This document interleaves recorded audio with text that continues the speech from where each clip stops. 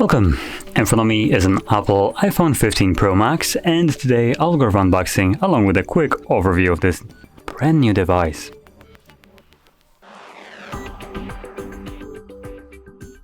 So, before I get started, I'm just going to quickly mention, just so you know right off the bat, what you're getting into. This is another iPhone, another year, another disappointment. So let's just get straight into it, now that you're aware what kind of video this will be. So pulling that off, which I do have to say, I do like these little pull tabs. Just makes the unboxing much simpler. We are then presented with our phone. So there we go, I'm gonna just yoink that off. Slap it somewhere, there we go.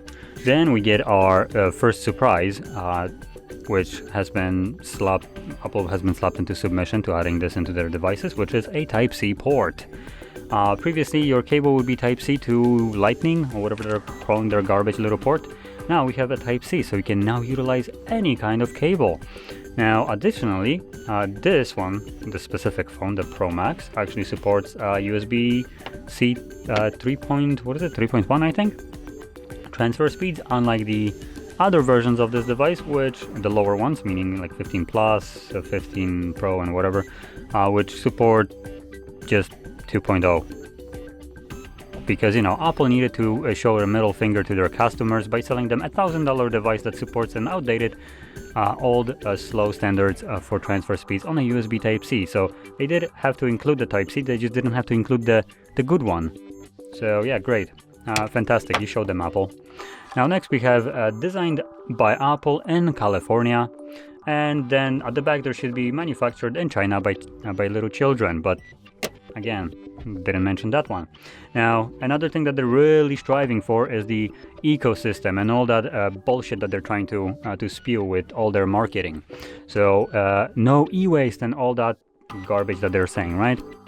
So, boxes supposedly should be made out of recyclable material. Cool, great. How about recycle your phones?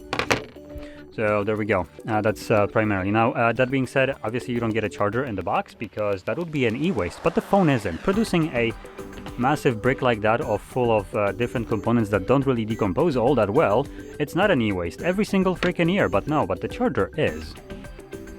Makes you think that might be just bullshit. Anyway, continuing on, let's actually start with the device. So, let's turn it on. We have a 6.7-inch display with a resolution of 1290 by 2796 pixels. It is a, LTPO Super Retina XDR OLED display. Now, in simple terms, because Apple loves to put just absolute strings of crap in front of whatever they're using, this is just a 120 Hz OLED display. That's it. Not much more to it. It's that simple, but I guess with this entire line they should have just, instead of the XDR, they should have just said XD, because that would be a very adequate description of this display, or the naming scheme of it at least. Now, it is running 120 Hz refresh rate, HDR10. They didn't even bother to go for the certification for HDR10 Plus, because that will actually cost money, and that's not what Apple is. Apple won't be spending money, you will be spending money on their device. They're there to make and milk you dry out of your money. We also have Dolby Vision, surprised that they actually paid for that certification. And we also have, surprisingly, or not surprisingly actually, a stupid bright display that peaks at 2000 nits. So this is one of the brightest displays you can get on a device, which obviously, with that being said, you shouldn't have any kind of problems viewing this display, probably even on the surface of the sun, because 2000 nits, come on. So it is pretty bright, which is a good thing. And just to kind of go over the display in the last kind of way, the display right here is actually pretty nice.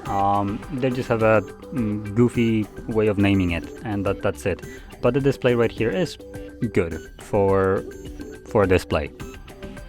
Now, one thing that isn't good is this in the display, dynamic island, or whatever they're calling this garbage. Instead of removing it in this newest version, no, they're still continuing to keep it because apparently under display cameras don't exist yet.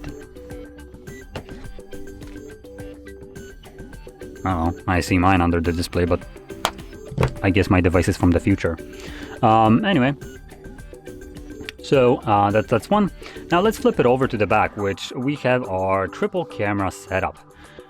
So starting off, the main sensor is a 48 megapixel f1.8 24mm wide lens. It supports a dual pixel PDAF sensor shift optical image stabilization. Then below that we have a 12 megapixel f2.8 120mm periscope telephoto lens. Again, dual pixel PDAF and 3D sensor shift optical image stabilization. I don't actually know what that is. And 5x optical zoom. Then another 12 megapixel f2.2, 13mm 120 degree field of view ultra wide lens, dual pixel PDAF, time of flight 3D LiDAR sensor, which that's under the 12 megapixel and it should be separate. So the time of flight 3D LiDAR sensor is actually this thing right here, not a camera. Now, with that being said, you can shoot videos on here at 4K at 60 frames max. Then you have also 30, 25, and 24. And 1080p also maxes out in a normal motion at 60. And you also have slow at 120 and 240. And then at the front, we have another camera and a gigantic pointless bump, or not bump, but notch, island, as they're calling it, whatever. And that is a 12 megapixel f1.9 23mm wide lens. And next to that we have the facial scan. That's why this atrocity is so big. That's what she said. So there we go. And that blinking that you've seen at, like right now, I don't actually see that. The camera is picking up infrared light, which obviously the eye cannot pick that up, so you don't actually see that, don't worry. Now, let's move over to the build of the device. We do have a bit of a change up, so we do have like a, what is this called? When you have like this metal brushed metal, I guess. I think that's the name for it. So yeah, it has this brush look to it. Additionally, they also changed it so it has a little bit more rounded edges right here, so it actually feels a little bit nicer to hold in hand compared to the previous generation, which has very sharp edges. So it wasn't as nice. This actually feels nice. Another thing that they changed is the back display. Now I'm kind of scared to knock on it too hard because this glass is made out of paper and it will break easily. And it's breaking easily because it costs apparently $200 to replace it, and it's apparently easily replaceable now. Great, so because it's easily replaceable, it's also easily breakable, so we can we can milk you on that as well. Fantastic. Great job, Apple. You know how to screw your customers. Now, if you're interested in that, I recommend checking out the Jerry Rig Everything video, where basically he was doing bench test and this glass literally broke as the first one in his career in a bench test. So apparently, putting pressure on this basically means that it will break. Awesome, fantastic. Because you never put pressure on your device. Now, let's see anything else. Inside of the device, we have a 4441 mAh battery, which is pretty small relative to the actual size of the device itself, which is what she said. Then we got a not specified charging speed from a cable. So I guess wired one will get you to 50% in 30 minutes. Great job, Apple, instead of giving us the actual wattages. But they did give us the MagSafe charging speed, which is 15 watts, which is basically the wireless charging if you have a Qi charger, but with an Apple flair to it. So MagSafe is basically using the magnets. It kind of slaps itself correctly. Pretty nice thing. Obviously, it's copyrighted by them, so no one else can use it. And we do also have the 7.5 watt wireless charging, the Qi charging, the standard one. Obviously it's slower, even though I believe both of them are using the same kind of hardware, so really it shouldn't be. But obviously Apple wants you to buy their products because they get a cut from that, so it's all about the money. And there we go. Is there anything else to say? All right, actually rest of the internals. So we have an 8GB RAM version of this device, and it comes with 256GB of built-in storage by default. It can go up to 512 or 1 TB, which is probably more than you will ever need. and it supports NVMe storage type, which means it's really fast storage type. So you should have no problem with it. And obviously, in terms of the processor, Apple A17 Pro. If I'm correct, the previous one was A16, so they added plus one and added also Pro for some reason. But it's basically the new version of it. Stupid fast as the previous one was. Honestly, if I have to be very objective about this, it's a very good processor. It just begs the question, if you already have, for instance, the previous version of this device with the A16, why would you upgrade to another fastest processor out there? The previous one already does the job better than almost, I think, any other device on the market, and yet there's the faster one, which supports ray tracing. Cool, ray tracing on a phone. Question is, why would you need that? In any case, obviously, if you already have the previous one, I would recommend probably staying with it, especially if you're really buying into the Apple ecosystem friendly thingy thing.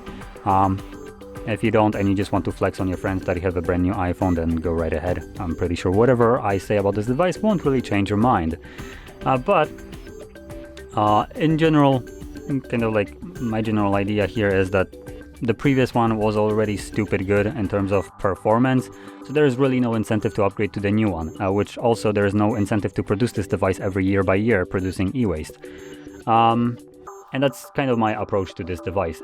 It's a good device, it's overpriced as heck, costing $1,200 freaking dollars, provides you almost no benefit over the old one, just a little bit of a faster processor and a Type-C charging port.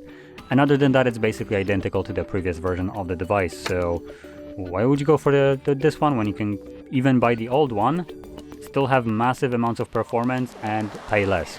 That's also a very viable solution right here for people that might want to save a little bit on the money and also have a powerful device that basically handles anything that you throw at it. So that's my approach to Apple right here. Specifically this one, it's overpriced and probably it will be much more friendly to your wallet to buy the previous version for cheaper and still have basically as powerful device as this one, just maybe a little bit less. So anyway, with that being said, hopefully you found this video helpful, fun. If you did, don't forget to smash like, subscribe, and thanks for watching.